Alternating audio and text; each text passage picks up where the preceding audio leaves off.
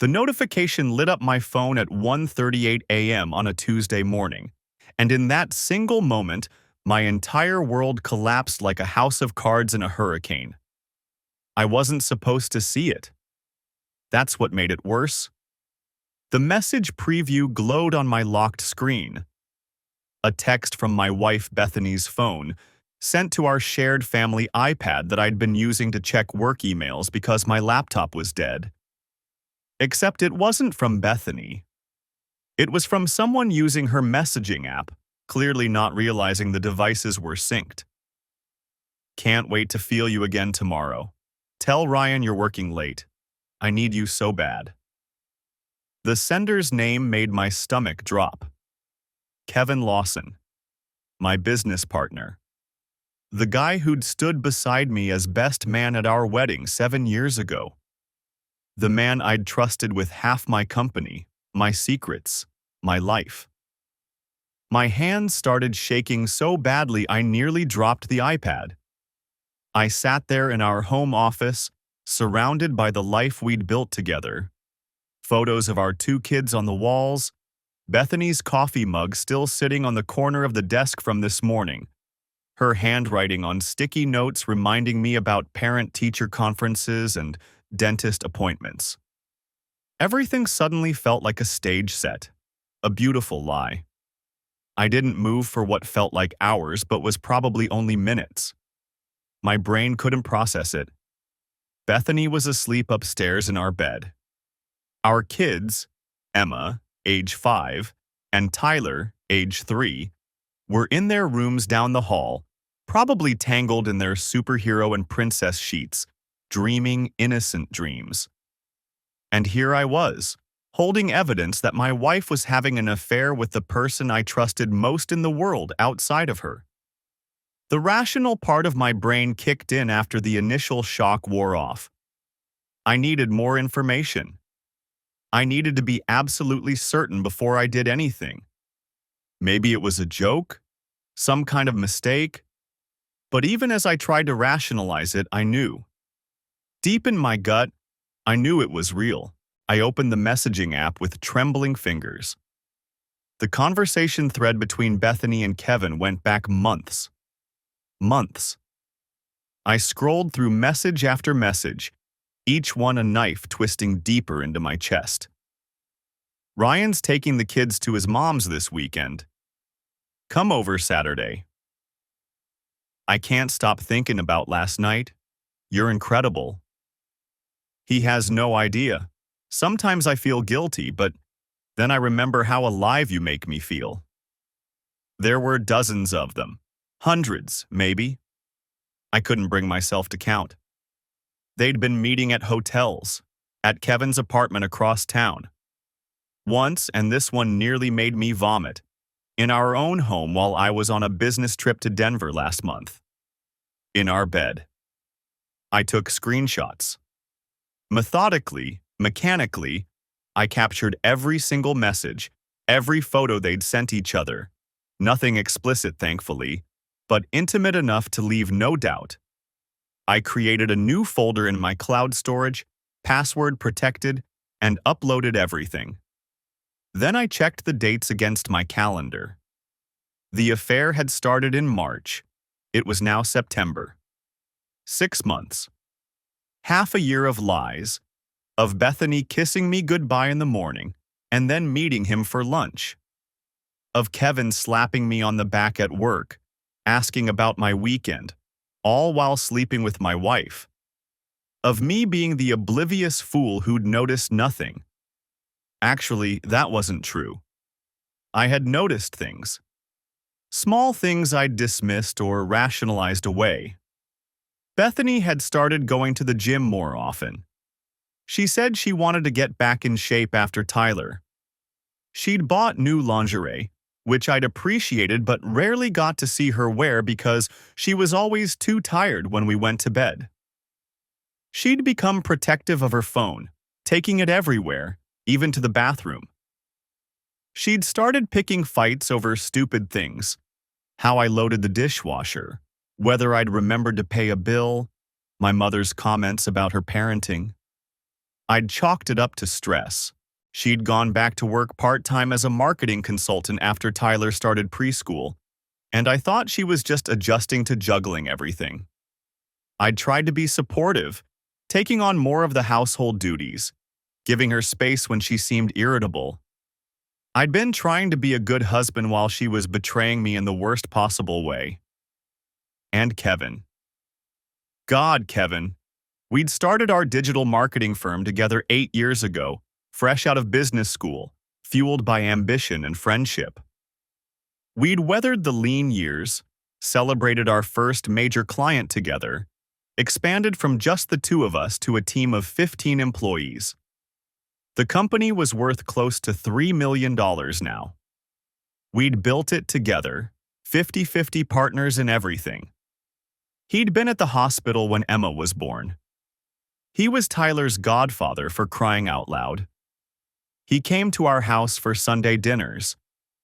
He'd helped me pick out Bethany's anniversary present last year, a diamond necklace that cost me $4,000. Had they laughed about that? Had she worn it while she was with him? I looked at the clock. 3:15 a.m. I'd been sitting here for half an hour, my whole life crumbling around me while my family slept peacefully upstairs. I needed to think. I needed to plan.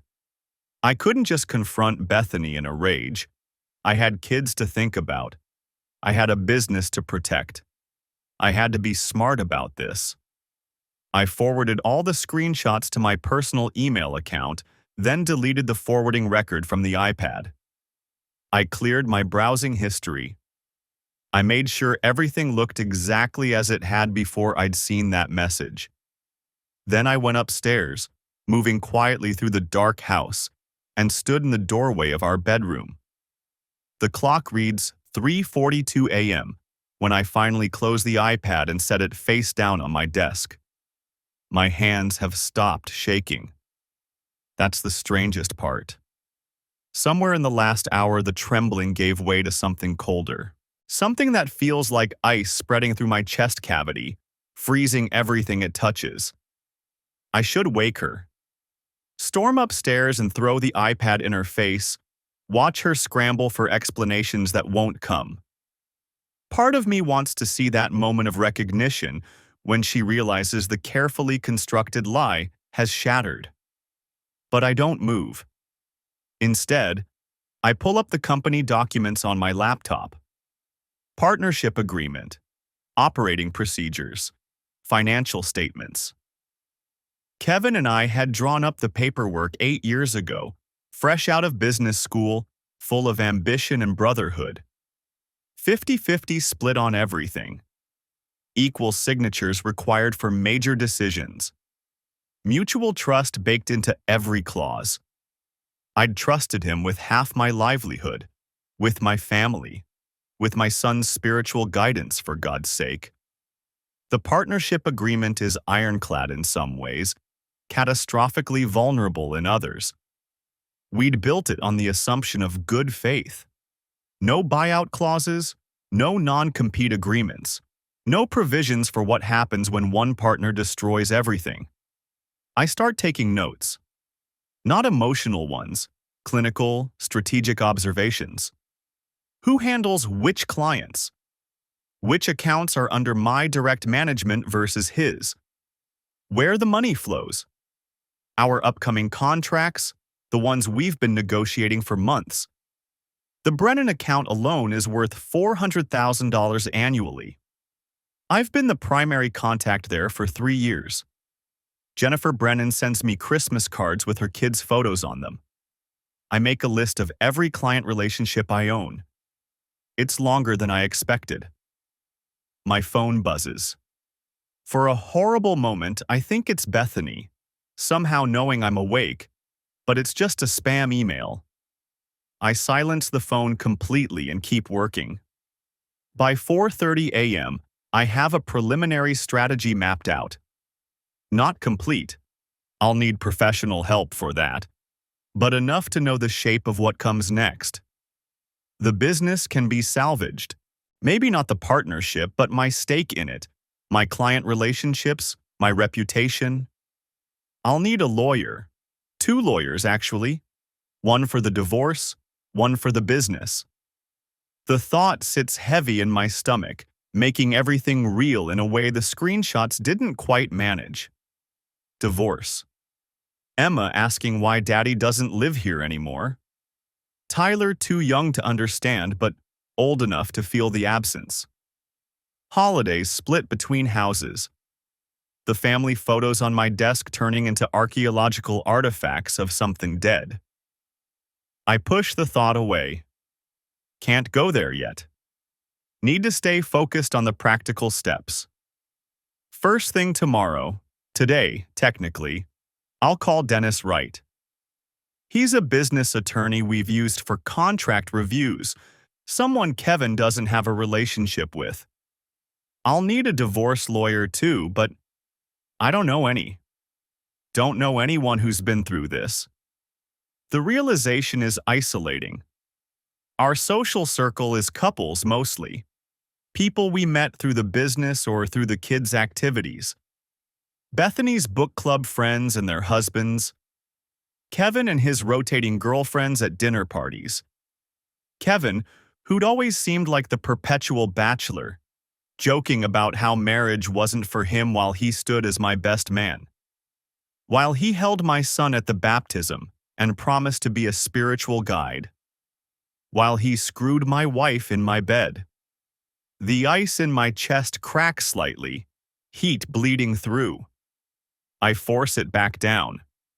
Getting angry now won't help. Anger is for later, for when I have all my pieces in position. I pull up our business bank accounts. We each have access to everything. Another trust-based decision that seems catastrophically stupid now. Our operating account has $180,000 in it. Payroll comes out Friday. Quarterly taxes are due in 2 weeks. I don't touch anything. Just document the balances, screenshot everything, add it to my growing evidence file. The personal accounts are separate, at least. Our joint checking has $12,000. Savings has $45,000. Not enough for a prolonged legal battle, but enough to get started. I check Bethany's credit card statements next. We'd agreed she'd use the joint card for household expenses, keep her personal one for her own discretionary spending. I'd never checked it before. Why would I? The charges paint a picture I wish I couldn't see. Lingerie stores I don't recognize. Restaurants in parts of town she'd have no reason to visit. A charge from a hotel in March, the Riverside Inn, $280. That must have been the first time. I screenshot everything methodically. Evidence, documentation, proof. My email pings with the daily summary from our business analytics platform. Even at 5 a.m. it's working, tracking our clients' campaign performance. Everything running smoothly. Everything normal. I draft an email to Dennis Wright, mark it to send at 8 a.m. so I don't look completely unhinged. Need to discuss urgent business matter. Confidential. Can you meet today? The divorce lawyer is harder. I can't exactly ask friends for recommendations without explaining why. I end up Googling best divorce attorney and feeling pathetic about it. The top results are all firms with sleek websites and testimonials about aggressive representation and favorable settlements. I pick one, Patterson and Vale, based purely on the fact that their office is downtown, near Dennis's firm. Efficiency. I can meet with both in the same trip. The email to them is vaguer. Seeking representation for divorce proceedings. High asset case. Business complications. Please contact to schedule consultation. I schedule both emails to send at 8 a.m. and lean back in my chair.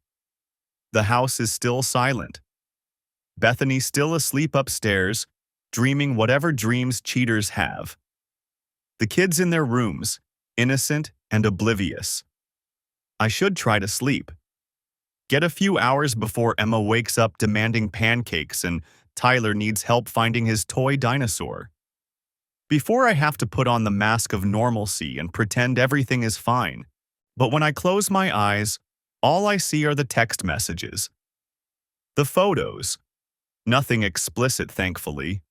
But Kevin's arm around her shoulders at some restaurant I don't recognize. Her laughing at something off camera, looking happier than she's looked with me in months. I open my eyes again. The family photo on my desk mocks me. We'd taken it last Christmas, all four of us in matching red sweaters at Bethany's insistence. Emma missing her front teeth, Tyler's face sticky with candy cane residue. Bethany and me with our arms around each other, smiling at the camera. I'd kissed her under the mistletoe that night after the kids went to bed.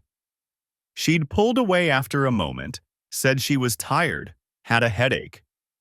3 months after it started. She was already sleeping with him by then. I turned the photo face down and checked the time. 5:47 a.m. Emma usually wakes around 6:30. Tyler, shortly after. I need coffee. Need to be functional for them, at least. They didn't ask for any of this. The kitchen is dark and cold. I make coffee by muscle memory, the familiar ritual grounding me. The machine hisses and gurgles, absurdly loud in the silent house. While it brews, I lean against the counter and stare at nothing. This time yesterday, I was a happily married man. Concerned about some distance in my marriage, maybe, but fundamentally secure. I had a wife I loved, 2 beautiful kids, a successful business with my best friend. 24 hours. That's all it took for everything to disintegrate. The coffee finishes. I pour a cup, black, and take it back to the office. The iPad is still face down where I left it. I flip it over, unlock it, check for new messages. Nothing. They're both asleep, probably. Kevin in his apartment across town, Bethany upstairs in our bed. I scroll back through the messages, looking for something I'm not sure I want to find. There. A message from July. Can't wait until this is all settled. Until we don't have to hide anymore. Bethany's response. Soon, I promise. Just need to figure out the right timing. My stomach drops. They're planning something. This isn't just an affair, they're planning for after. I scroll further, hands steady despite the adrenaline spike. Have you thought about what you'll do with your half of the business? Maybe sell it to you. We could use the money for a fresh start. The coffee tastes like ash in my mouth, but I keep drinking it anyway. 5:47 a.m. In 13 minutes, the scheduled emails will send.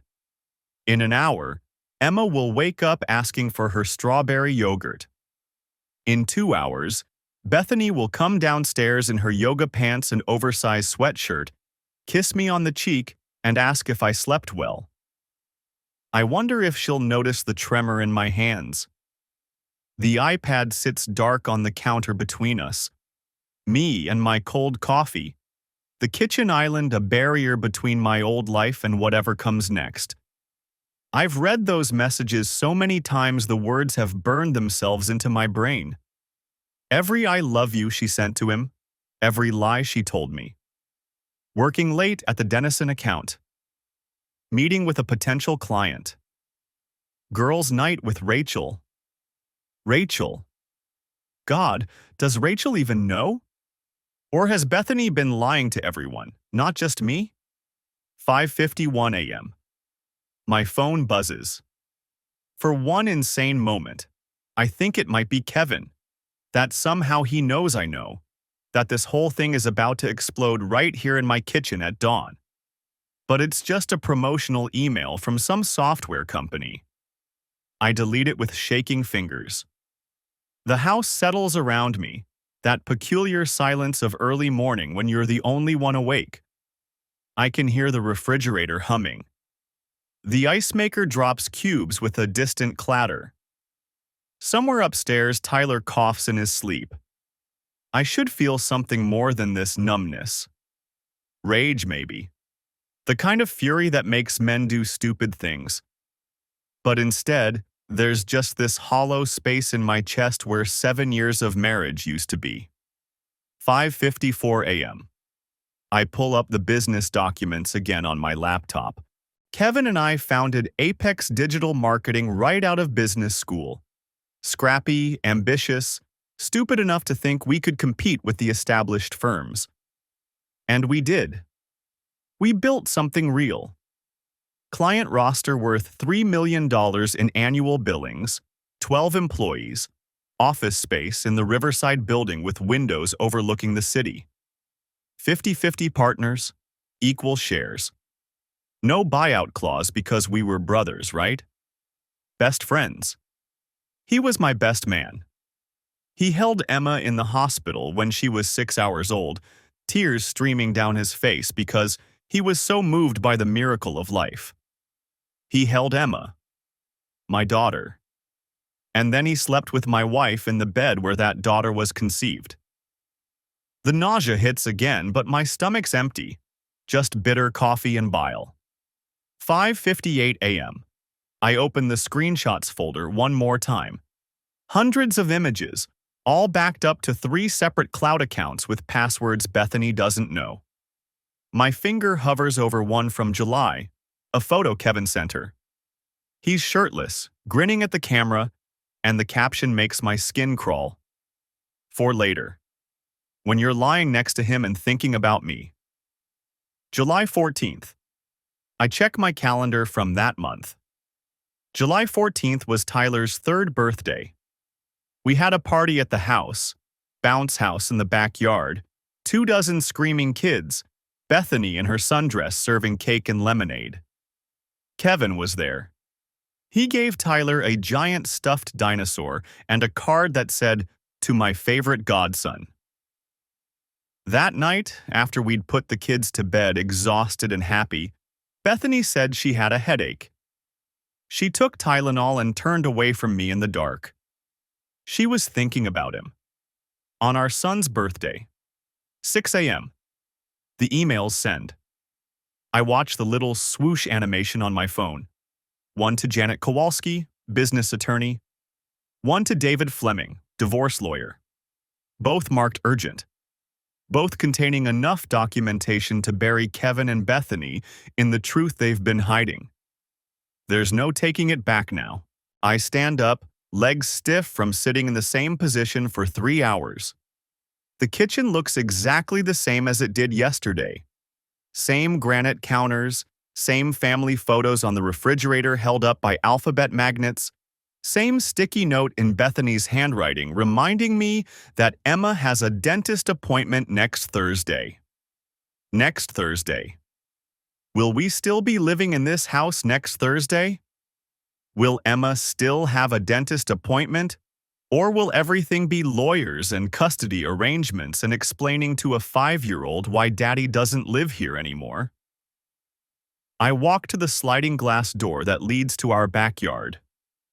The sky's starting to lighten, that deep blue-gray of pre-dawn. The swing set I built last summer is a dark silhouette against the fence. I spent 3 weekends on that thing, following instructions that might as well have been in ancient Greek, bloodying my knuckles on bolts that wouldn't cooperate. Bethany brought me lemonade and laughed at my cursing. Emma and Tyler squealed with delight when it was finally done. Was she already sleeping with him then? Late June, early July, yes. The messages go back to March, and by June they were meeting twice a week. So yes, she was sleeping with him while I built our children a swing set. 6:15 a.m. I hear movement upstairs. The creak of bed springs, footsteps padding to the bathroom. Bethany's awake. My heart rate spikes. For 3 hours, I've been alone with this knowledge, methodically planning and documenting and preparing. But now she's awake, and soon she'll come downstairs, and I'll have to look at her face and pretend I don't know. The lawyers won't respond for hours yet. I need time. I need to keep everything normal until I have a strategy, until I know what I'm doing with the business, with the house, with everything. The toilet flushes. Water runs in the sink. I force myself to move, to pour another cup of coffee I don't want, to open the refrigerator and stare blankly at its contents like I'm thinking about breakfast. Her footsteps on the stairs. I don't turn around. "You're up early," she says. Her voice is rough with sleep, but there's something else underneath it. Wariness? Or am I imagining things now, reading suspicion into every word? "Couldn't sleep," I say. It comes out steady. Normal. "Work stuff on my mind?" I turn around. She's wearing the gray nightshirt I bought her for Christmas, her hair pulled back in a messy bun. No makeup, face soft and familiar. This is the woman I've woken up next to for 7 years. The woman who held my hand during Emma's birth and cried with joy. The woman who brought me soup when I had the flu and sat with me through my father's funeral. The woman who's been sleeping with my business partner for 6 months. "Coffee?" I ask. "Please." She sits at the island, right where I've been sitting all night, right next to the iPad that holds all her secrets. She doesn't even glance at it. I pour her coffee, cream, no sugar, exactly how she likes it. My hands are steady. I'm amazed by how steady my hands are. "You okay?" she asks. "You look tired." "Just didn't sleep well." I slide the mug across to her. "Thinking about the Peterson account. Kevin and I need to talk about the strategy." Her expression doesn't change, not even a flicker. "You two will figure it out," she says. "You always do." She sips her coffee. I watch her throat move as she swallows. This is the last morning, I think. The last time we'll sit in this kitchen pretending everything is fine. By tonight, those emails will have been read. By tomorrow, everything will be different. "I have that late meeting today," she says casually. "The Dennison account review. I'll probably be home around 8. The lie slides out so smoothly. So practiced. There is no Dennison account review. I checked her calendar, her emails, everything. At 6 p.m. today, she's meeting Kevin at the Fairmont Hotel downtown. Room 847. They've had the same room 3 times before. "Okay," I say. "I'll handle dinner with the kids." She smiles at me. Actually smiles. "You're the best." Something breaks inside me then. Some last fragile piece of hope I didn't even know I was holding on to. But my face doesn't show it. I smile back. "Anything for you," I say. And I mean it in ways she can't possibly understand. The house is too quiet when Bethany leaves at 5:30 p.m., claiming she needs to pick up supplies from the office before her client meeting. She kisses Emma and Tyler goodbye, ruffles their hair with the same hands that will be all over Kevin in less than an hour. The same lips that just pressed against our daughter's forehead. I wait 15 minutes before calling my mom. "Ryan, what a nice surprise." Her voice is warm, unsuspecting. "How are my grandbabies?" "They're great, Mom. Listen, I know this is last minute, but any chance you could watch them tonight? Something came up at work, an emergency with the Brennan account. I might be out pretty late." "Of course, sweetheart. Give me 30 minutes. Emma looks up from her coloring book when I tell her grandma's coming. "Is Mommy coming back for bedtime?" The question hits harder than it should. "Not tonight, sweetie. She has to work late too." "You and Mommy are always working now." She returns to her picture, purple crayon moving in careful circles. "You have no idea, baby girl." My mother arrives at 6:10 p.m. with her overnight bag and a container of homemade cookies. She studies my face for a moment, and I see the question forming. but I kiss her cheek and head for the door before she can ask. Thanks, Mom. I owe you. Ryan. She catches my arm. Are you all right? You look just stressed about work. I'll explain later. The Fairmont Hotel sits downtown, all glass and steel and understated luxury. Bethany's car's in the parking garage, third level, tucked between a Mercedes and a BMW. Kevin's black Audi is 2 rows over. Of course, they parked separately. Careful, as always. I park across the street at a public lot and walk back, baseball cap pulled low, hands shoved in my pockets. The lobby is busy with business travelers and tourists. A wedding party clusters near the elevators. The bride's white dress a stark accusation. The house phone sits on a marble counter near the concierge desk. I pick it up, dial 847. 2 rings. 3. Hello? Kevin's voice, slightly breathless. I hang up. So they're there, together. Right now, 8 floors above me. My hands are steady as I approach the front desk. The clerk is young, maybe 25, with a practiced smile. Good evening, sir. Checking in? Actually, I'm here to meet my wife. Bethany Foster? She said she'd leave a key for me at the desk, but I'm not sure what room she booked. The lie comes easily. Too easily. He types on his keyboard, frowning. I'm sorry, sir. I don't see a reservation under that name. Try Lawson? Kevin Lawson? We're sharing the room for a business conference. I lean in conspiratorially. Separate beds, obviously. Company's trying to save money. More typing. His expression shifts. Ah, yes, room 847. But I'm afraid Mr. Lawson didn't leave authorization for additional keys. Hotel policy? Right, of course. I'll just call her. Thanks anyway. I walk away before he can offer to ring the room. The hotel bar is dark wood and dim lighting, positioned perfectly to watch the elevator bank. I order a club soda and settle into a corner booth with a clear sightline. 7:15 p.m. They've been up there for over an hour. 7:42 p.m.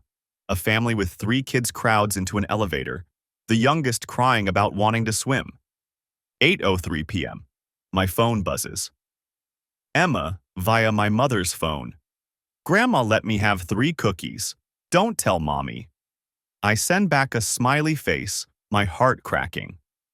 8:26 p.m. The elevator doors open. Bethany steps out first, smoothing her skirt.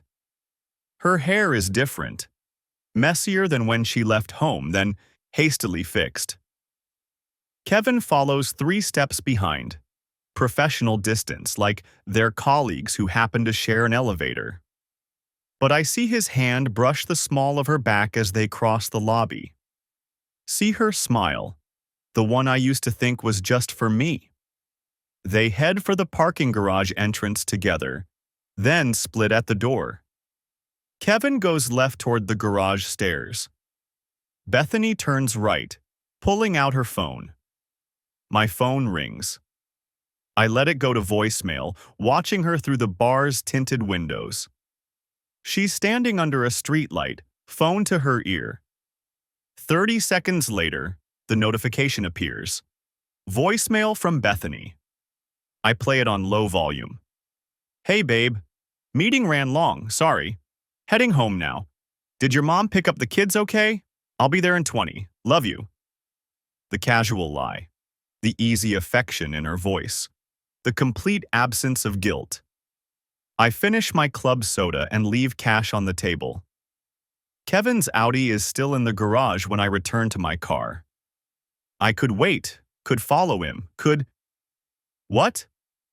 Confront him in a parking garage like some jealous husband in a bad movie? No. I have something better planned. The drive home takes 15 minutes. Bethany's car is already in the driveway when I arrive at 9:07 p.m. Through the front window, I can see her on the couch with my mother, both of them laughing at something on TV. Deep breath, steady. Ryan, Bethany stands when I enter, crossing to kiss my cheek. She smells like hotel soap and Kevin's cologne, a combination that makes my stomach turn. How was the Brennan emergency? Complicated. We'll need to discuss strategy tomorrow. I turn to my mother. Thanks again, Mom. I know it was last minute. Anytime, sweetheart. She gathers her purse and overnight bag. The kids were angels. Emma's asleep. Tyler's still fighting it. After she leaves, Bethany settles back on the couch, patting the cushion beside her. Want to tell me what happened with Brennan? I sit, maintaining 6 inches of distance. Just some concerns about the campaign metrics. Kevin and I need to review the data. Speaking of Kevin, she picks at a thread on her sleeve. He mentioned wanting to have dinner with us soon. The 4 of us, with Julie. It's been a while since we all got together. Julie. Kevin's wife of 9 years. Mother of his 2 daughters. Does she know? Is she sitting at home right now, oblivious like I was yesterday? Sure, sounds good. Bethany's phone buzzes on the coffee table. She glances at it, and I catch the flash of Kevin's name before the screen goes dark. Aren't you going to check that? It's just work stuff. Can wait until morning. She curls against my side, her head on my shoulder. I'm exhausted. That client was so demanding tonight. The lie sits between us, solid and ugly. What client was it again? A pause, barely perceptible. The restaurant group, the one expanding into Charlotte. Right. How'd it go? Good. Really good, actually. They want to move forward with a full digital package. Her hand finds mine, fingers interlacing. Could be a nice commission. I let her hold my hand. Let her nestle closer. Let her spin her web of lies while I sit here with 8 hours of documented evidence in a secure cloud and 2 attorneys who will read my emails in 11 hours. That's great, Beth. Really great. We sit there in the quiet house, our children asleep down the hall, her lover's cologne still clinging to her skin, and I realize this might be the last peaceful moment we ever have. Tomorrow, the attorneys respond. Tomorrow, I start building my case. Tomorrow, I begin the process of dismantling the life we built together. But tonight, I hold my wife's hand and let her think I still believe her. Tonight, I'm still the oblivious fool she thinks I am. Her phone buzzes again. And again. She ignores it, but I can feel the tension in her body, the way she's fighting the urge to check. You should get that, I say quietly. Might be important. It's fine. I'm right where I want to be. Liar. The word echoes in my head, but I don't say it out loud. Not yet. The response from Mitchell Green, the business attorney, arrives at 8:47 a.m. while I'm making pancakes for Emma and Tyler. Bethany's upstairs in the shower, singing something cheerful and oblivious. Got your email. This is urgent. Can you come in at 11 a.m. today? Clear your afternoon. We have a lot to discuss. Bring any partnership documents you have. I text back a confirmation, then flip a pancake that I don't taste when I test it. Emma chatters about her upcoming field trip to the pumpkin patch. Tyler dumps syrup directly onto the table. Normal Wednesday morning chaos, except nothing is normal anymore. Bethany comes down in yoga pants and one of my old college shirts, hair still damp. She kisses the top of Emma's head, then Tyler's, then moves toward me. I let her kiss my cheek, force myself not to flinch. You're making breakfast? She sounds surprised. That's sweet. Figured you could use a break. The words come out steady. I've gotten good at this in the past 18 hours, the performance of normalcy. I have that client call at 10, she says, pouring coffee. The skincare company should take about an hour. Another lie. I watched her calendar sync last night. There's no call scheduled, which means she's probably meeting Kevin, or at least talking to him without me knowing. No problem. I have some errands to run anyway. She doesn't ask what errands. She used to ask. Used to be interested in the minutiae of my day, the same way I was interested in hers. Now we're two strangers sharing a kitchen, feeding our children pancakes while our marriage bleeds out between us. I drop Emma at kindergarten at 8:45. Tyler goes to Bethany's mother's house, her usual Wednesday arrangement. By 10:30, I'm parked outside Green & Associates, a mid-rise building downtown that smells like furniture polish and old money. Mitchell Green is younger than I expected. Maybe 40, with the kind of sharp eyes that probably see through every lie his clients tell him. His office overlooks the city, all glass and steel and leather furniture that costs more than my first car. Ryan. He shakes my hand, gestures to a chair. I read your email 3 times, printed it out. Read it again. He slides a folder across his desk. Inside are printouts of the partnership agreement Kevin and I signed 8 years ago. Seeing our signatures side by side, mine and Kevin's, both of us 26 and stupid with optimism, makes my stomach turn. Walk me through the business, Green says. Current valuation, revenue streams, client relationships, everything. I spend 20 minutes laying it out. Apex Digital Marketing, founded in 2016. 50-50 split, no buyout clause, no dissolution agreement. We were best friends. We trusted each other. Why would we need protection? Current value is approximately $3 million, I say. We've got 42 active clients. Annual revenue around $2.1 million. Kevin handles the creative side, design, branding, content. I handle strategy, analytics, client relationships. Client relationships, Green leans forward. Meaning the clients are loyal to you specifically? Most of them. Maybe 70% came through my network or stay because of my work. I've thought about this. Spent hours last night going through our client list, marking who knows me, who trusts me, who'd follow me if I left. Green makes notes.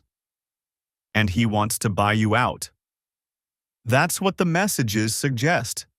They're planning something. Bethany mentioned he'd settle things with me, that they'd have the money to start fresh. Do you have those messages accessible? I pull out my phone, open the folder where I've saved everything.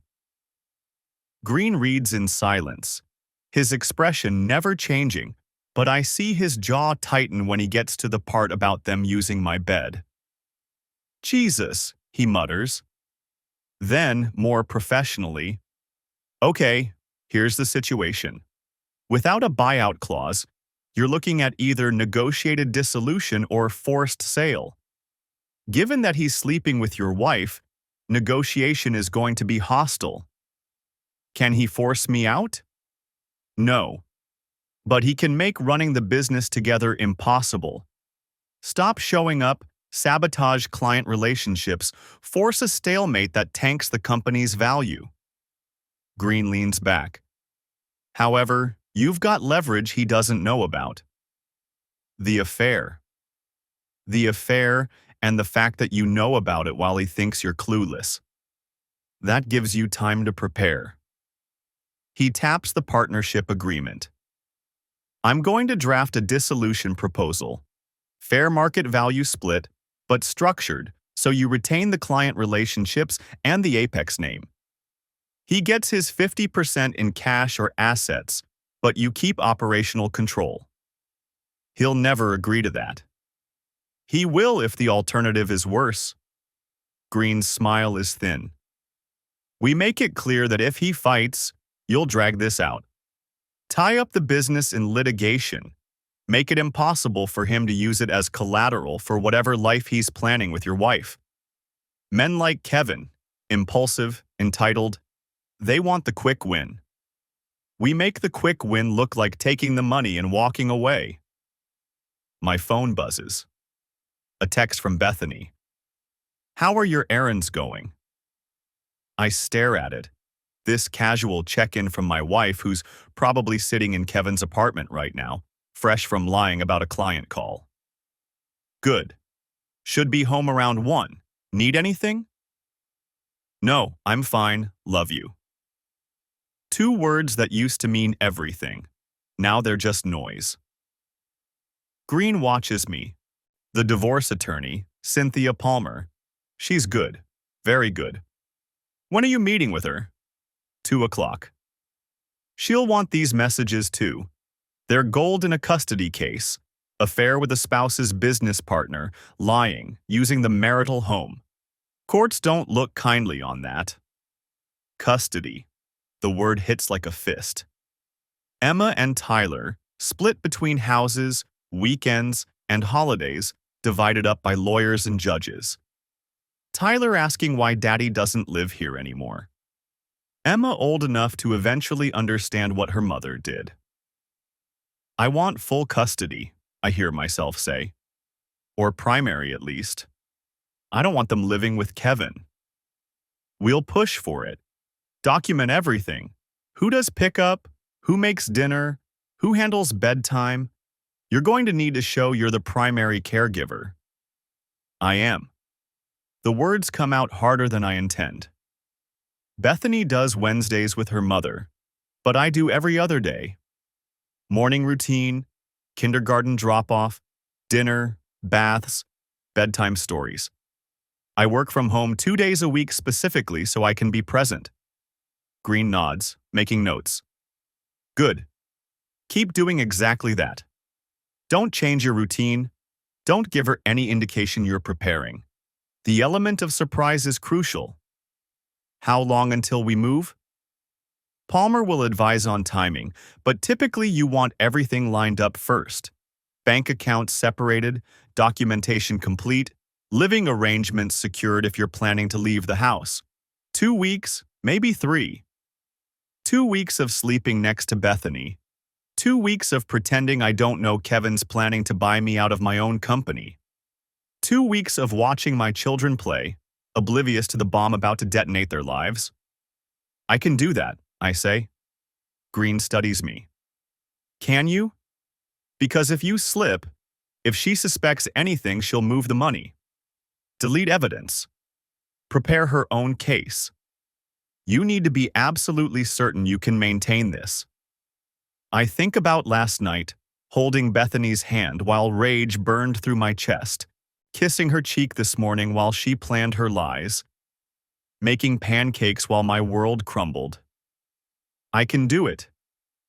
Then we move carefully and we move smart. I'll have the dissolution proposal drafted by Friday. Don't sign anything, don't agree to any meetings with Kevin about business changes. If he brings up buying you out, tell him you need time to think about it. He hasn't brought it up yet. He will. Men like him, they get cocky. He thinks he's got it all figured out. The girl, the business, the future. He doesn't know you're 10 steps ahead. I stand, shake Green's hand. The folder of partnership documents feels heavy in my other hand, weighted with 8 years of friendship and trust that turned out to be worth nothing. Ryan, Green stops me at the door. This is going to get ugly, uglier than you probably imagine. Are you prepared for that? I think about Emma's field trip to the pumpkin patch, Tyler's 3rd birthday party where Kevin and Bethany snuck away together, the coffee mug on my desk with Bethany's lipstick print, now evidence of deception instead of affection. I'm prepared, I say. And this time I mean it. The folder sits on my desk like a loaded gun. 300 pages. Mitchell Green's paralegal delivered it this morning. Thick manila envelope, discreet label. Everything documented and indexed with the kind of precision that costs $450 an hour. Business financials, partnership agreement analysis, client relationship documentation, preliminary dissolution framework. The roadmap for dismantling everything Kevin and I built together. I flip through it one more time, though I've already memorized the key sections. Green's strategy is elegant in its ruthlessness. Position the buyout as Kevin's idea. Let him think he's getting away with something, then counter with terms that give me operational control and the client relationships that actually generate revenue. The business is worth roughly $3 million, but without those client relationships, without me, it's worth maybe a quarter of that. Kevin doesn't know that yet. He still thinks we're equal partners. My phone buzzes. Bethany texting from the grocery store. Need anything else? Already got milk and bread. We're good, I type back. Thanks. Thanks. Like we're roommates coordinating household supplies. Like I didn't watch her walk into that hotel room 6 days ago. Like I can't still see the screenshots of her telling Kevin she loves him, that she's never felt this way before, that she's ready for their real life to start. The performance is getting easier. That's what disturbs me most. Another buzz. This time it's Kevin. Drinks tonight? Been too long, man. My jaw tightens. We had lunch 3 days ago, sat across from each other at Murphy's, talked about the Hartwell account, laughed about some stupid viral video. He ordered the salmon. I remember thinking how normal he seemed, how completely unaffected. How good he is at this. Can't tonight, I reply. Family stuff. Rain check? You got it. Next week for sure. Next week. By next week, Green will have the dissolution proposal drafted. By next week, I'll have met with the divorce attorney again, Patricia Brennan, whose initial consultation left me simultaneously hopeful and terrified. She'd looked at my documentation, at the evidence of the affair, at Bethany's employment history, and said custody was very achievable given the circumstances. Very achievable. Not guaranteed. Not certain. Achievable. I close the folder and lock it in my desk drawer under the false bottom I installed 2 days ago. Bethany doesn't come in here often, but I'm not taking chances. The drawer looks empty, just some old tax returns and printer paper. The real ammunition stays hidden. My laptop pings. Email from David Hartwell, our biggest client. Subject line: quick question about strategy. I open it, expecting some routine inquiry about the campaign we're running for his commercial real estate firm. Instead, Ryan, enjoyed our call last week. Been thinking about what you said regarding the Q4 push. Would love to grab coffee and discuss further. Just you and me, if that works. Want your specific take on some things. Just you and me.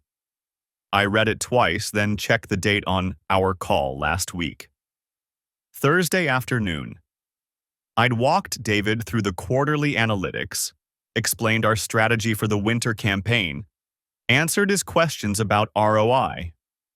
Kevin hadn't been on that call. He'd been working from home, which I now understand meant working from Bethany. This is it. This is what Green predicted. The clients are starting to differentiate, starting to see that I'm the one doing the actual work, building the actual relationships, while Kevin, what? Shows up for the big meetings, schmoozes at company events, takes credit for strategies I developed? Absolutely, I type back. Tuesday morning work for you? There's a good place near your office. Send. I lean back in my chair, staring at the ceiling. The office is quiet.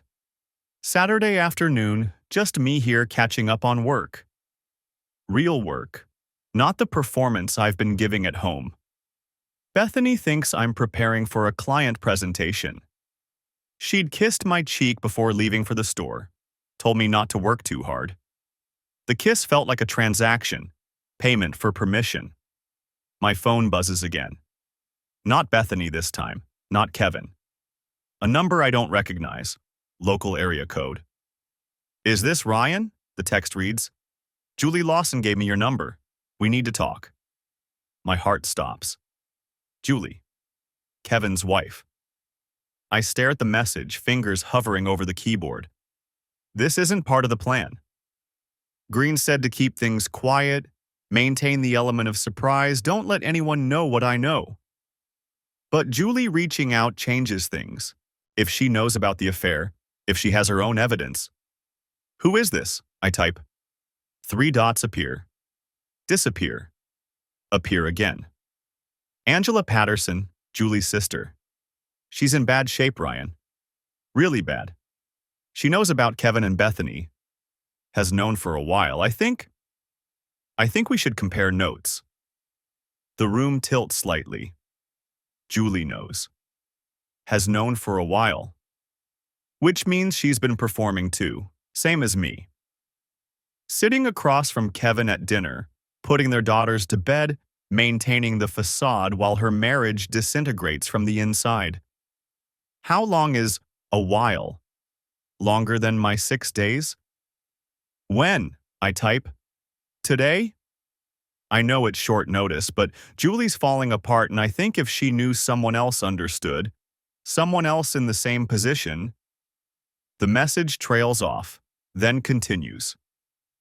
There's a coffee place on Riverside, Monet's. I can be there in an hour. I should call Green. Should run this past him first. Make sure I'm not compromising the strategy. But something in Angela's message, Julie's falling apart, makes me hesitate. Because I'm falling apart too, aren't I? Just doing it quietly, methodically, behind a locked desk drawer and a smile for my wife. I'll be there, I send back. The drive to Monet's takes 20 minutes. I tell Bethany I need to pick up some materials from Office Depot, that I'll be back in time for dinner.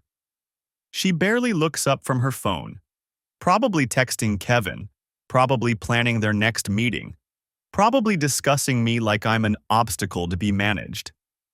Monet's is one of those aggressively quirky places with mismatched furniture and local art on the walls.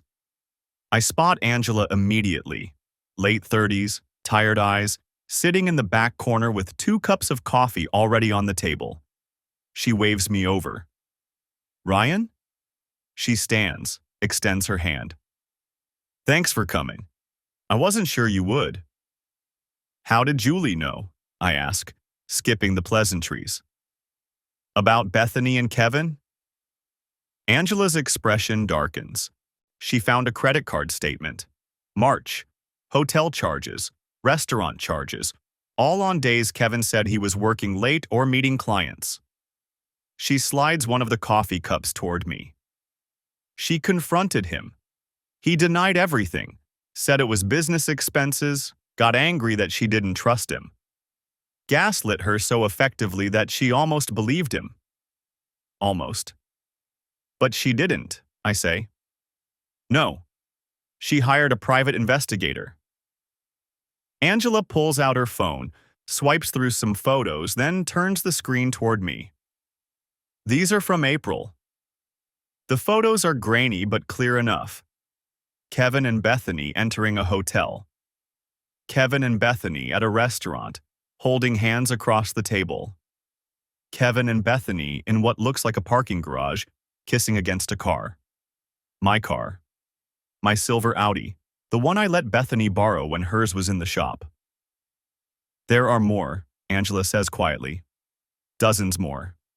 The investigator followed them for 6 weeks. 6 weeks, professional documentation, timestamps and locations and irrefutable evidence. Why didn't she? I start, then stop. Because I know why. Same reason I didn't confront Bethany that first night. Same reason I've been playing along, pretending everything's fine. She's protecting herself. And her daughters. Angela puts her phone away. Julie's been building a case, documenting everything. She filed for divorce 2 weeks ago. Kevin doesn't know yet. The papers are sitting with her attorney, waiting for the right moment to serve him. 2 weeks ago. While I was still reeling from my discovery, still trying to figure out my next move, Julie was already 3 months ahead of me. Already had attorneys, already had evidence, already had a plan. Why tell me this? I ask. Why now? Angela meets my eyes. Because Julie's investigator saw something last week that changes things. Kevin and Bethany met with a real estate agent. They're looking at houses together, Ryan. 2-bedroom condos downtown. They're not just having an affair, they're planning a life. The coffee tastes like ash. The coffee shop smells like burnt espresso and desperation. I'm sitting across from Julie Lawson for the first time in 6 months, and she looks like I feel hollowed out, running on fumes and rage. Thank you for meeting me, she says, wrapping both hands around her mug like she's trying to absorb its warmth. I know this is... God, there's no word for what this is. Surreal. I take a sip of my own coffee. It tastes like cardboard. That's the closest I've got. We're at a Starbucks 40 minutes from home, far enough that we won't run into anyone we know. Julie suggested it. She's thought of everything. She's had months of practice. Angela said you took it well. Julie's watching me carefully. When she told you about the investigator, I didn't throw anything or punch a wall, if that's what you mean. I set down my cup. But well is a stretch. Fair enough. She pulls out her phone, unlocks it, and slides it across the table. I wanted you to see this yourself. Not filtered through Angela or summaries. You deserve to know exactly what we're dealing with. The screen shows a folder labeled Evidence, K&B. My finger hovers over it. How bad? I ask. Bad enough that my attorney says Kevin won't get anything close to 50-50 custody of our kids. Julie's voice is flat, practiced. Bad enough that I've stopped sleeping through the night. I open the folder. The first image is a photograph taken through a restaurant window. Kevin and Bethany sitting close, his hand on her thigh under the table. The timestamp says March 14th, almost exactly 6 months ago. I swipe. More photos. Different locations, different dates, hotels, Kevin's apartment building. One outside a jewelry store, Bethany admiring something in the window while Kevin stands behind her, arms wrapped around her waist. That was the necklace, Julie says quietly. $4,000. He told me it was a business expense. Client gift. I keep swiping. The investigator was thorough. There are photos of them entering hotels, leaving hotels, getting into Kevin's car. One particularly damning shot shows them kissing in the parking garage of our office building, Bethany pressed against Kevin's Mercedes. May 3rd, Julie notes. That was the day Kevin told me he was working late on the Hartwell pitch. The photos give way to documents, bank statements with highlighted charges, credit card bills showing hotel rooms, expensive dinners, gifts, a lease application for a 2-bedroom condo downtown, both their names listed as applicants. They applied 3 weeks ago, Julie says. The investigator has a contact at the property management company. They're waiting to hear back, but Kevin put down a deposit. $5,000. My hands are shaking. I set the phone down before I drop it. The timeline, I manage. Walk me through it. Julie takes a breath. I found out March 9th. Kevin left his laptop open and I saw a message notification, just like you with the iPad. She laughs, but there's no humor in it. We're quite the pair, aren't we? The oblivious spouses. What did you do? Nothing. Not right away. She picks up her phone, swipes to a different folder. I spent 2 weeks going through everything I could access. His emails, texts, credit cards. Then I called the investigator. Best money I've ever spent. How much? 35,000 so far. She sees my expression. I know, but it's worth every penny. He's documented everything. Not just the affair, but Kevin's business dealings, his finances, everything we'll need for divorce and custody. I think about my own attorney fees, the retainer I paid last week. This is going to bankrupt both of us. Why wait until now? I ask. Why not tell me months ago?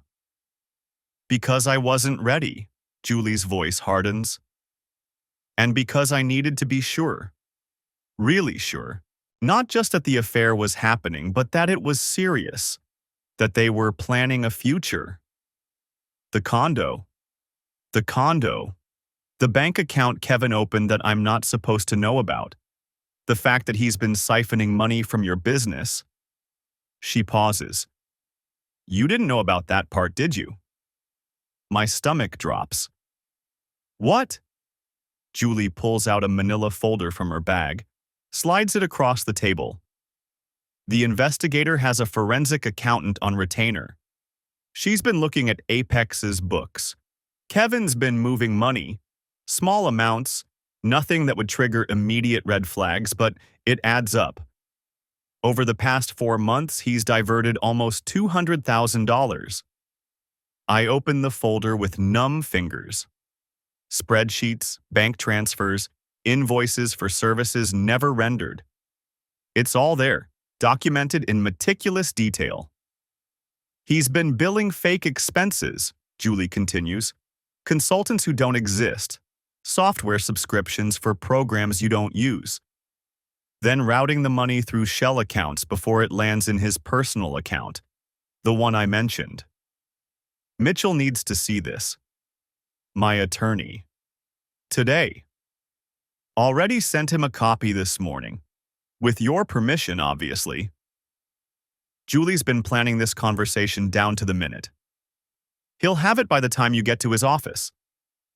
I stare at the documents, trying to process. The affair was devastating enough. But this is theft. Fraud. Kevin hasn't just betrayed our friendship. He's been systematically stealing from our business. There's more, Julie says, and I almost laugh because, of course, there is. The investigator found text messages between Kevin and Bethany about buying you out. They've been discussing it since June. I know, I saw those messages. Did you see the ones about how they're planning to do it? Julie's eyes are hard now.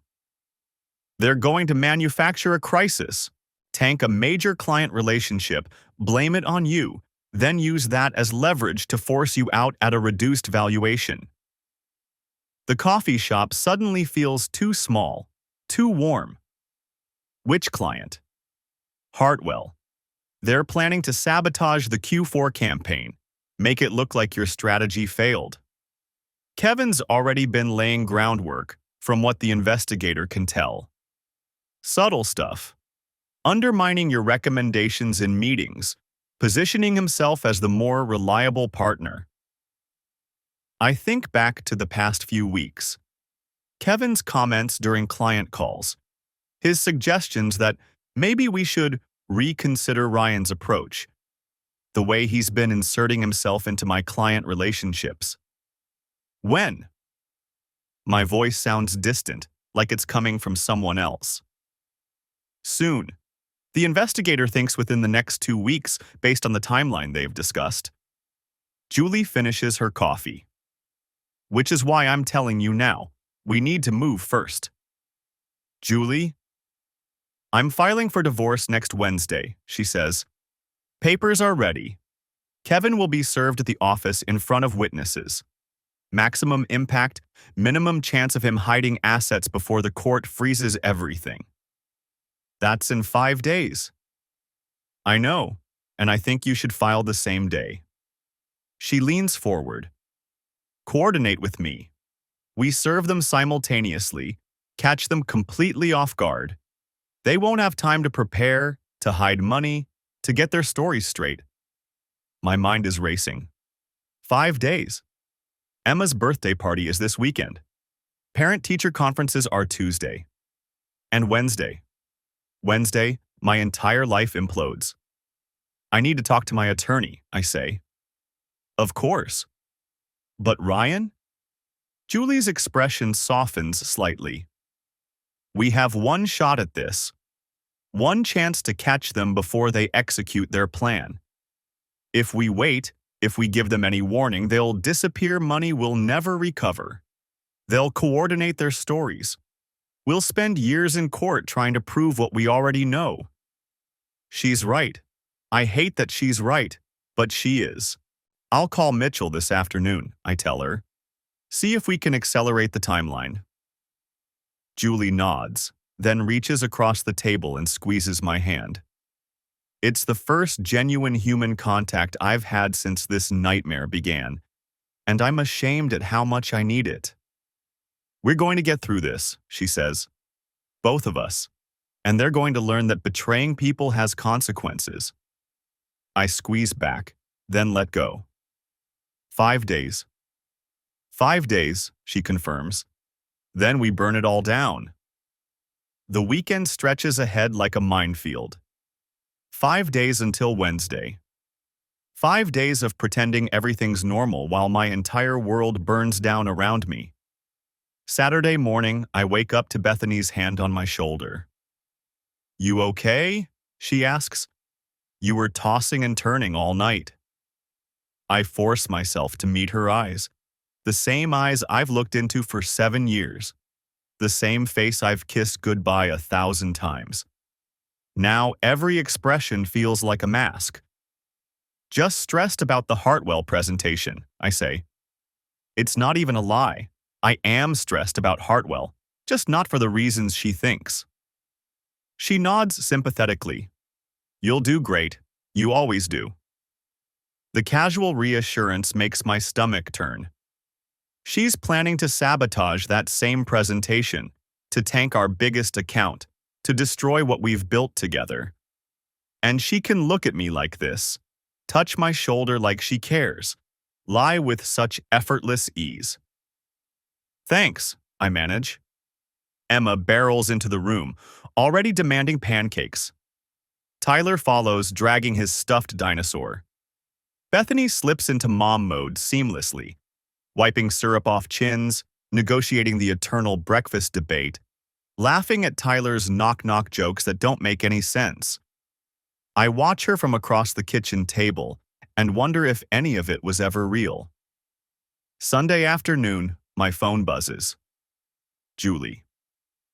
Found something else. Can you meet tomorrow? Same place, 2 p.m.?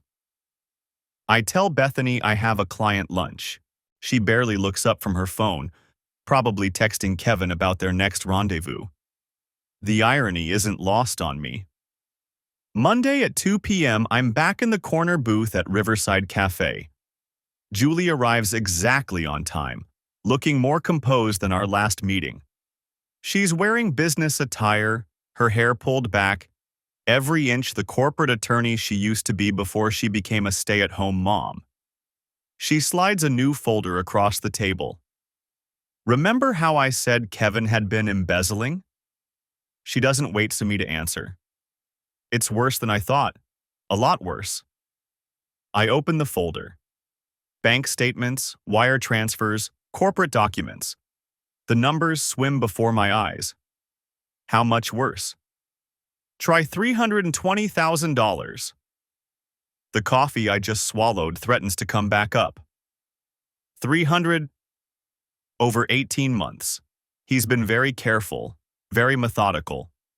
Small amounts at first, then larger as he got more confident. He's been routing it through a shell company he set up, Vertex Solutions LLC. Ring a bell? It does, vaguely. We use them for, what, consulting fees? Exactly. Except Vertex Solutions is just Kevin. He invoices your company pays Vertex, and the money goes straight into an account only he controls. She taps one of the statements. This is where he's been getting the money for the condo down payment, the gifts for Bethany, the hotel rooms. Your money, Ryan. He's been stealing from you to fund his affair with your wife. The rage that floods through me is white-hot, blinding. My hands clench into fists on the table. Julie's voice cuts through the fury. I know, believe me, I know. But we can't tip our hand, not yet. Wednesday, I say through gritted teeth. We file Wednesday. Wednesday, she confirms. But there's more. The private investigator found their condo application. They're using projected income from what they're calling Lawson Digital Marketing to qualify. Lawson Digital? They're already naming it after him? They've got a whole business plan. They're going to take your client list, your processes, everything you've built. Kevin's been copying files for months. Client contracts, proprietary strategies, pricing structures. He's got it all backed up on an external drive. I think about all the late nights Kevin and I spent building Apex from nothing. The first client we landed together. The celebration when we hit our first $1 million in revenue. His toast at my wedding. To my best friend and business partner. May we always have each other's backs. I trusted him with everything, I say quietly. Julie's expression softens. I know. I did too. We sit in silence for a moment. Two people who built their lives on trust only to have it shattered by the same two people. My attorney wants to move fast once we file, Julie says. Freeze accounts, injunctions, the whole 9 yards. Your attorney should do the same. If we coordinate properly, we can lock them out before they know what hit them. Cynthia's already drafting everything. She just needs my go-ahead. Then we're set. Julie gathers her papers. 5 days until Wednesday. Can you hold it together that long? I think about Bethany's hand on my shoulder this morning. Her sympathetic smile. The easy lies. Yeah, I say. I can hold it together. That night, Bethany announces she's going to the gym. Again. She's been going to the gym a lot lately, 4-5 times a week. I used to think it was nice that she was taking time for herself. Now I know better. I wait 15 minutes after she leaves, then pull up the tracking app Julie's investigator recommended. It took me 10 minutes to install it on Bethany's phone yesterday while she was in the shower. The app is invisible, undetectable, and shows me exactly where she is at all times. The little blue dot isn't moving toward the gym. It's moving toward Kevin's apartment. I watch it travel across the digital map, each block a fresh betrayal. The dot stops at Kevin's building and stays there. My phone is in my hand before I can think it through. I could drive there right now, confront them both, end this charade. But Julie's voice echoes in my head. We can't tip our hand. Not yet. I set the phone down. Pour myself a bourbon. Stare at the family photos on the wall. Our wedding day, Emma's birth, Tyler's first birthday. Kevin's in half of them. Best man, godfather, trusted friend. The bourbon burns going down but does nothing to dull the rage. Tuesday morning, Mitchell Green calls. Ryan, we need to talk about the Hartwell presentation. My stomach drops. What about it? I got a call from Jack Hartwell's assistant this morning. Apparently, someone from your company reached out to reschedule the presentation, pushed it back 2 weeks. Kevin? It has to be. He's already making moves. That wasn't authorized, I say carefully. I'll handle it. You need to handle it fast. Hartwell's people seemed confused about the communication breakdown. That's not a good look. I call Jack Hartwell directly from my car, apologize for the confusion, blame it on a miscommunication with a junior team member. Jack's gracious about it, but I can hear the concern in his voice. Big accounts don't like chaos. We're still on for Friday? He asks. Absolutely. I'll be presenting personally. You have my word. After I hang up, I sit in the parking lot of my office building and stare at the entrance. Kevin's car is already here. He's always early. He's probably upstairs right now, drinking coffee, reviewing client files, planning how to steal everything we've built. My business partner, my best friend, Tyler's godfather. I force myself to walk inside, to smile at the receptionist, to nod at Kevin when I pass his office. Morning, he says, looking up from his computer. Ready for Hartwell on Friday? Absolutely, I say, matching his casual tone. It's going to be great, he grins. That's what I like to hear. We're going to crush it.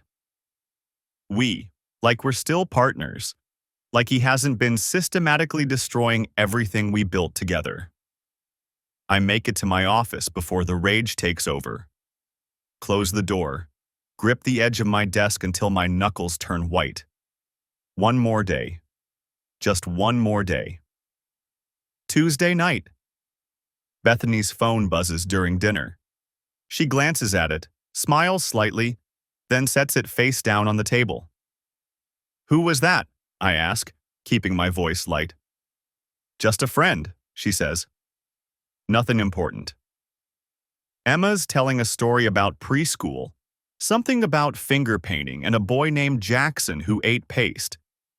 Bethany laughs in all the right places, asks follow-up questions, plays the perfect mother. I wonder if she'll still be laughing on Wednesday when the divorce papers hit. After the kids are in bed, Bethany curls up next to me on the couch. Her head on my shoulder, her hand on my chest. Like old times. Like we're still us. I love you, she says quietly. The words hit like a physical blow. I love you too, I hear myself say, and hate myself for how easily the lie comes. She falls asleep there, her breathing deep and even. I stay frozen, staring at the ceiling, counting down the hours until Wednesday. 16 hours until the divorce papers are filed. 16 hours until everything explodes. 16 hours until I can stop pretending. I carefully extract myself from under Bethany, cover her with a blanket, and head to my office. There's an email from Cynthia waiting. Everything's ready. Papers will be filed at 9 a.m. sharp. Stay strong. Julie sent a message too. Tomorrow we take our lives back. I look at the clock. 11:47 p.m. In less than 10 hours, it all comes crashing down. I should feel nervous, scared. Something. Instead, I just feel ready. The process server arrives at Apex Digital Marketing at 9:47 a.m. on Wednesday. I watch from my office window as he walks through the lobby, clipboard in hand, asking for Kevin Lawson. Our receptionist points toward Kevin's office. The server thanks her and disappears down the hallway. My phone buzzes. Julie. Mine just got served. It's done. My hands are steady as I type back, same here, no turning back now. I hear Kevin's door open. Hear his confused, what is this? Then silence. Then footsteps. Rapid, angry footsteps heading toward my office. He doesn't knock, just barges in, divorce papers clutched in his fist, his face red with fury and something else. Fear, maybe, or shock that his careful plans have imploded. What the hell did you do? He demands. I lean back in my chair, meeting his eyes. Me? I didn't do anything, Kevin. Julie filed for divorce. Seems she found out about your affair. Don't play stupid with me. This, he waves the papers. This is coordinated. You knew. How long have you known? Long enough? We stare at each other across my desk. 8 years of partnership, of friendship, of trust, all of it evaporating in the fluorescent office lighting. Ryan, listen. His tone shifts, becomes placating. Whatever Julie told you, whatever she thinks she knows. I know about Bethany, I say quietly. I've known for 2 weeks. The color drains from his face. I know about the hotels, the condo application, the business plan for Lawson Digital Marketing. I open my desk drawer, pull out the folder Mitchell prepared. I also know about Vertex Solutions, about the $320,000 you've been embezzling from our company. Kevin's mouth opens, closes, opens again. That's not, I can explain. Save it for your attorney. You're going to need one. I stand, buttoning my suit jacket. Effective immediately, you're suspended from all business operations pending investigation of financial irregularities. You have 30 minutes to collect your personal belongings and vacate the premises. Security will escort you out. You can't do this. I own half this company. Actually, you don't. Not anymore. Mitchell appears in my doorway, right on cue. Mr. Lawson, I'm Mitchell Green, representing Mr. Foster and Apex Digital Marketing. We've filed for emergency dissolution of your partnership based on documented fraud and breach of fiduciary duty. The court has granted a temporary restraining order freezing your assets and barring you from accessing company accounts or client files. Kevin looks between us, his expression cycling through disbelief, rage, and dawning horror. This is insane. Ryan, we can work this out. We're brothers, man. We built this together. You should have thought about that before you slept with my wife. My voice is ice. Before you stole from our company. Before you planned to sabotage our biggest client and buy me out with my own money. I have the text messages, Kevin. All of them. Yours and Bethany's. Planning the Hartwell sabotage. Discussing how to force me out. Laughing about how clueless I was. I step closer. You stood up at my wedding. You held my son at his baptism. And the whole time, you were planning to destroy me. His face crumples. For a moment, he looks like he might cry. Then the anger returns, sharper than before. You self-righteous prick. You think you're so perfect? You were never around, Ryan. Always working, always focused on the business. Bethany was lonely. She needed someone who actually paid attention to her. Get out. My voice is deadly quiet. Get out of my office, out of my company, and stay the hell away from my family. Security arrives. 2 guards I'd briefed this morning. They flank Kevin, professional but firm. Mr. Lawson, please come with us. Kevin looks at me one last time. Whatever he sees in my face makes him flinch. This isn't over, he says. Yes, I reply. It really is. They escort him out. I watch through the window as they walk him to his car, stand there while he loads a box of personal items, then follow him to the parking lot exit, making sure he leaves. Mitchell closes my office door. That went better than expected. No violence, no destroyed property. The day's not over yet. I check my phone. Nothing from Bethany. She doesn't know yet. Her process server was scheduled for 10:30 a.m. at her mother's house, where she'd dropped Tyler off this morning. 10:33 a.m. Right about now, Bethany's world is imploding too.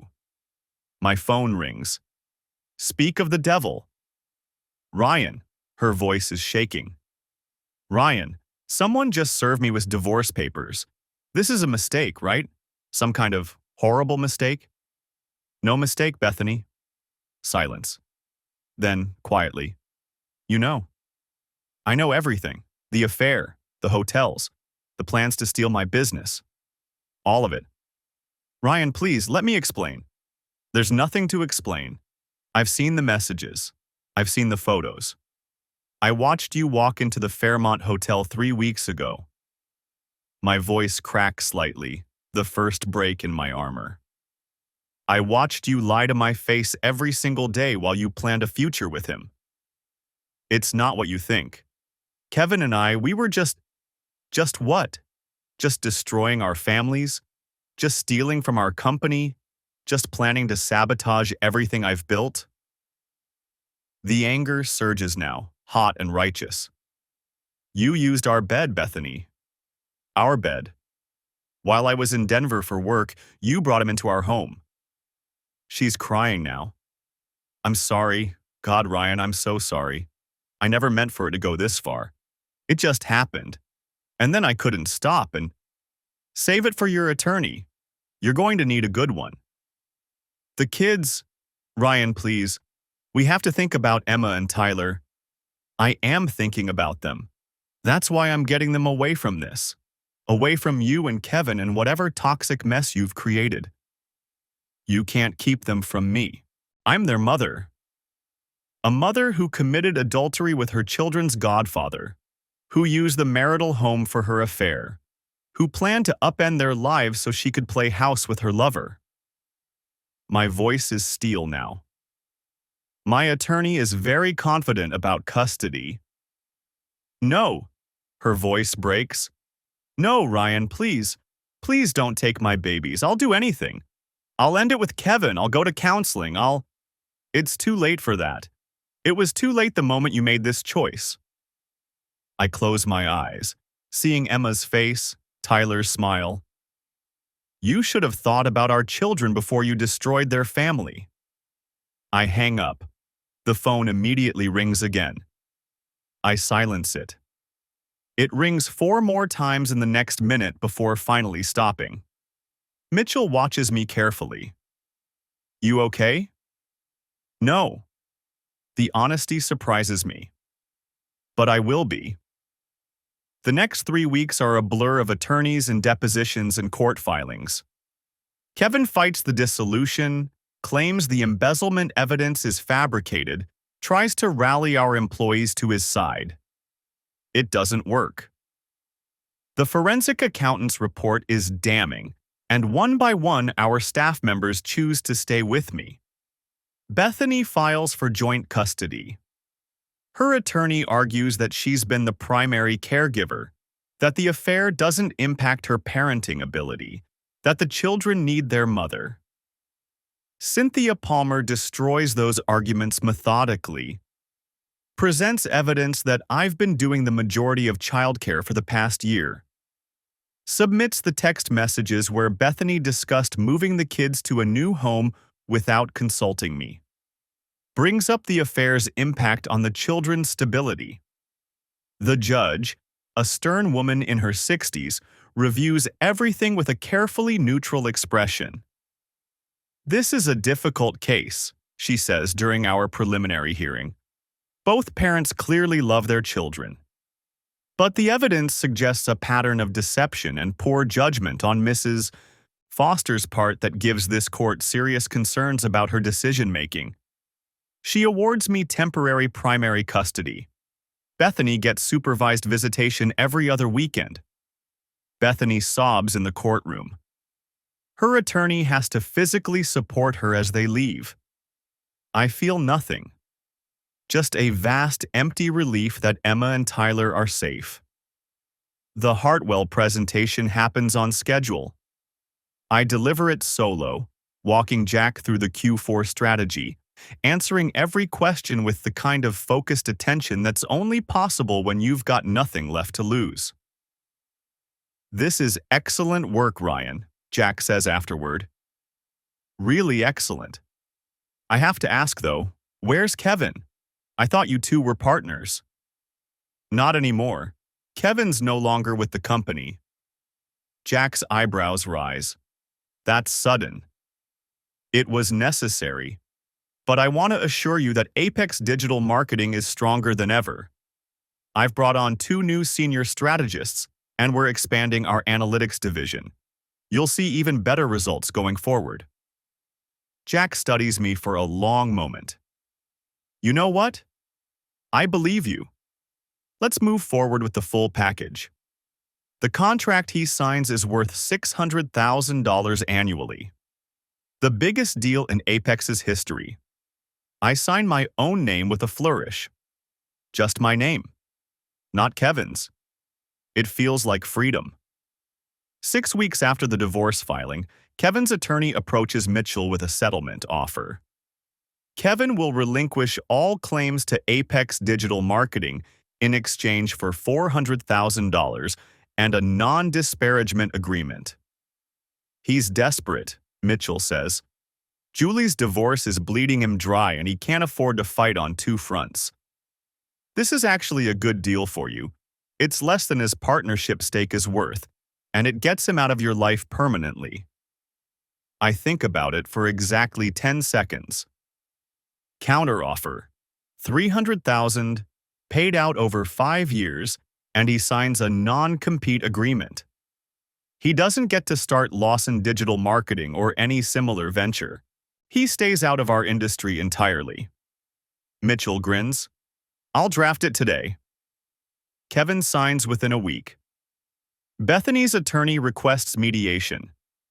We meet in a neutral conference room, Bethany on one side of the table with her lawyer, me on the other with Cynthia. Bethany looks terrible. She's lost weight, her eyes are hollow, her hands shake as she clutches a tissue. Ryan, she says, her voice barely above a whisper. Please, can we talk? Just the two of us? Cynthia starts to object, but I nod. 5 minutes. We step into the hallway. Bethany immediately breaks down. I'm so sorry, she sobs. I'm so sorry. I know I don't deserve forgiveness. I know I destroyed everything. But please don't keep me from my children. They need their mother. I look at this woman I once loved more than anything. The woman who gave me 2 beautiful children. The woman who shattered my world without a second thought. They do need their mother, I say quietly. A mother they can trust. A mother who puts them first. Can you be that person, Bethany? Yes. I swear to God, yes. I ended it with Kevin. I'm in therapy. I'm doing everything I can to be better. Then prove it. Not to me, to them. Show Emma and Tyler that you can be reliable, that you can be honest, that you can put their needs above your own desires. She nods frantically. I will. I promise.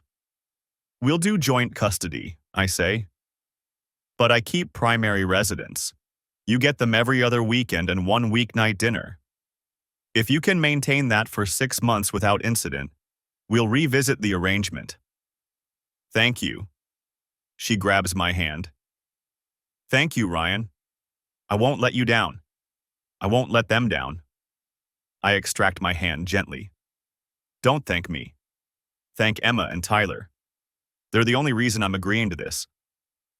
We return to the conference room. Cynthia looks surprised when I outline the custody agreement, but she doesn't argue. Bethany's attorney looks relieved. We sign the papers that afternoon. 3 months later, I'm sitting in Emma's kindergarten classroom for parent-teacher night. Bethany's supposed to be here too. It's one of her custody agreement requirements, but she's running late. Emma's teacher, Mrs. Patterson, shows me Emma's artwork and reading progress. She's doing wonderfully, Mrs. Patterson says. Very resilient, very bright. I know the divorce has been hard, but she's adjusting well. That's good to hear. Bethany rushes in, breathless and apologetic. I'm so sorry. Traffic was terrible. We sit through the rest of the conference together, maintaining a civil distance. When it's over, we walk to the parking lot in awkward silence. She's doing well, Bethany says finally. Emma, she seems happy. She is. Tyler, too. That's because of you. You've been amazing with them through all of this. She stops at her car. I know I don't say it enough, but thank you. for not poisoning them against me, for giving me a chance to be their mother. They love you, I say simply. That's not something I could take away even if I wanted to. She nods, tears in her eyes. I really am sorry, Ryan. For everything. I know. She gets in her car and drives away. I watch her taillights disappear, feeling something I haven't felt in months. Not forgiveness, exactly, but maybe the beginning of peace. 1 year after the divorce filing, Apex Digital Marketing has grown to 23 employees and $4.2 million in annual revenue. I've hired a COO to handle operations while I focus on client relationships and strategy. We've landed 6 major accounts in the past 6 months. Julie and I meet for coffee occasionally. She's gone back to practicing law, specializing in family law. Helping other people who've been where we were, she says. It's therapeutic. Her divorce from Kevin was finalized 8 months ago. He moved to another state, started working for a small marketing firm. We don't talk about him. Emma and Tyler are thriving. Emma's reading at a 2nd grade level. Tyler just started preschool and loves it. They spend every other weekend with Bethany, and she's been reliable, consistent. The woman I married is starting to reappear piece by piece. I'm not interested in reconciliation. That ship sailed the moment she chose to betray our family. But I'm glad she's getting help. Glad she's being a good mother.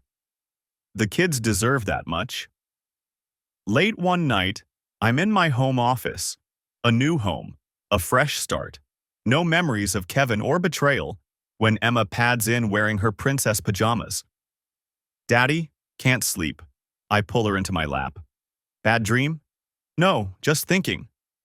About what, sweetheart? She's quiet for a moment. Are you happy, Daddy? The question catches me off guard. What makes you ask that? You smile more now. You laugh more. But sometimes you look sad when you think we're not watching. I hold her tighter, this perceptive, beautiful child who sees more than I give her credit for. I'm getting happier every day, I tell her honestly. Some days are harder than others. But having you and Tyler, that makes everything worth it. Even though Mommy doesn't live here anymore? Even then. Sometimes grown-ups can't live together anymore. But that doesn't change how much we love you. She nods against my chest. Uncle Kevin doesn't visit anymore either. The word uncle still stings, but I keep my voice steady. No, he doesn't. Sometimes people we care about let us down, but that's okay. We have lots of other people who love us. Like Grandma, and Aunt Julie, and my teacher. Exactly, she yawns. Okay, can you tuck me in again? I carry her back to her room, tuck her under her covers, kiss her forehead. Love you, Daddy. Love you too, Princess, more than anything in the world. I watch her drift off to sleep, her face peaceful and innocent. This is what I'm fighting for. This is what makes the pain, the betrayal, the endless legal battles worth it. Not revenge, not vindication, just this. My children, safe and loved and whole. The final divorce decree arrives on a Tuesday afternoon, exactly 14 months after I saw that first text message. I read through it in my office, the legal language making everything official and irrevocable. Marriage dissolved, assets divided, custody established. The 7 years Bethany and I spent together reduced to a stack of legal documents. I should feel something monumental. Instead, I just feel tired. My phone buzzes, a text from an unknown number. This is Kevin. I know I'm the last person you want to hear from, but I need to say this. I'm sorry for everything. You deserved better. The kids deserved better. I have to live with what I did for the rest of my life, and I hope someday you can find peace. You were a good friend, and I destroyed that. I'm sorry. I stare at the message for a long time. Part of me wants to respond with anger, with all the things I've wanted to say for the past year. Part of me wants to delete it and pretend I never saw it. Instead, I type, I hope you find peace too. Stay away from my family. Then I block the number. Some doors need to stay closed. That evening, I pick up Emma and Tyler from Bethany's apartment. It's her weekend, but she called asking if I could take them tonight. She has a work emergency. The old me would have been suspicious, would have checked the tracking app, looked for evidence of lies. The new me just says, no problem. Because I've learned something through all of this. Trust isn't something you give blindly. It's something you build, brick by brick, through consistent action. Bethany's been building those bricks for months now. She's been reliable, honest, present for the kids in ways she wasn't before. Maybe the affair was a wake-up call for her too. Maybe hitting rock bottom forced her to become the person she should have been all along. Or maybe I'm just tired of being angry. The kids are excited to have an extra night at my place. We make pizza from scratch, watch a movie, build a blanket fort in the living room. Tyler falls asleep halfway through, his head on my lap. Emma makes it to the end, then asks for one more story. I read her favorite book, the one about the caterpillar who becomes a butterfly, and think about transformation. About how sometimes things have to fall apart completely before they can become something new. Daddy, Emma says sleepily. Do you think the caterpillar is sad when it's in the cocoon? Maybe a little. Change is hard, even when it's for the better. But it gets to fly after.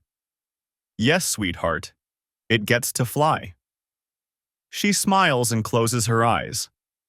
I sit there in the dim light of her bedroom, listening to my children breathe, and realize something profound.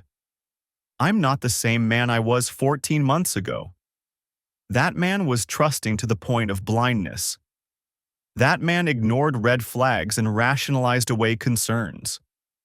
That man built his entire identity around his marriage and his partnership, leaving nothing for himself. This man, the one who survived betrayal and fought for his children and rebuilt his business from the ashes, this man is stronger, wiser, more careful with his trust, but also more appreciative of what matters. I lost a wife and a best friend and the life I thought I'd have, but I gained myself, and my children, and a future that's mine to build. That's not nothing. 6 months later, I'm at the park watching Emma and Tyler play when a woman sits down on the bench next to me. Your kids? She asks, nodding toward the playground. Yeah, the one on the swings and the one attempting to climb that tree he's definitely too small for. She laughs. Mine's the one eating wood chips. I've given up trying to stop him. We fall into easy conversation. Her name is Rachel.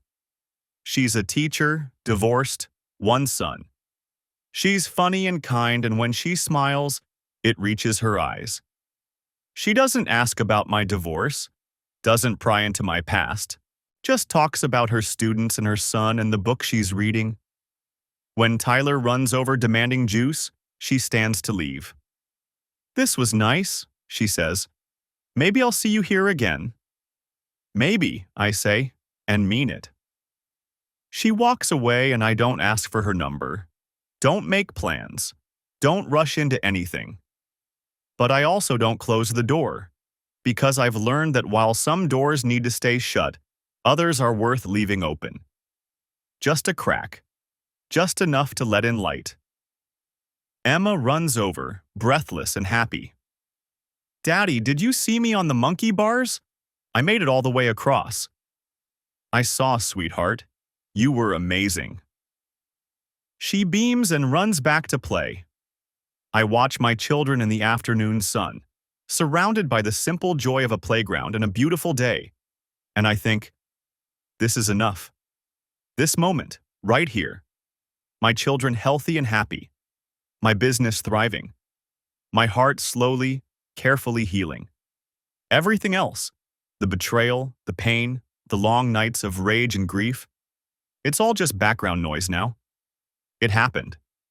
It shaped me. But it doesn't define me. I define me. And I choose to be someone who survives, who adapts, who builds something beautiful from the wreckage. Not for revenge, not to prove anything to Bethany or Kevin or anyone else, just for me, and for Emma, and for Tyler, just for us. The sun dips lower. Tyler announces he's starving. Emma wants ice cream. Let's go home, I say, gathering them close. Let's go home. And we do. Not to the house I shared with Bethany, not to the life I thought I'd have, but to our home. Our life, the one we're building together. And that, I've learned, is more than enough. The truth about betrayal is this. It doesn't just destroy what was. It reveals what always existed beneath the surface. The cracks we ignored, the foundations we never properly built, the trust we gave without verification. But betrayal also offers a gift, if you're willing to accept it. Clarity. The chance to rebuild on solid ground. The opportunity to become someone stronger, wiser, more authentically yourself. I didn't ask for my marriage to end. I didn't want to discover that my best friend and my wife had been systematically destroying everything I valued. I didn't choose this path, but I chose how to walk it. And in the end, that choice, to fight for my children, to protect what I'd built, to refuse to let betrayal define my future, that choice saved me. Not from pain, not from loss, but from becoming bitter, from staying broken, from letting the worst moments of my life determine all the moments that followed. Emma and Tyler will grow up knowing that their father fought for them, that when everything fell apart, I held us together. That love isn't just a feeling. It's a choice you make every single day, especially on the days when it's hardest. That's the legacy I'm building now, not the one I planned, but maybe, just maybe, the one I needed all along. And someday, when they're older and they ask me about this time in our lives, I'll tell them the truth. That their mother and I loved each other once and then we didn't, and that's sad, but it's also okay. That people sometimes make terrible choices that hurt the ones they love. That betrayal happens, but it doesn't have to be the end of the story. That the measure of a person isn't whether they fall, but whether they get back up. I got back up. We got back up. And we're going to be just fine.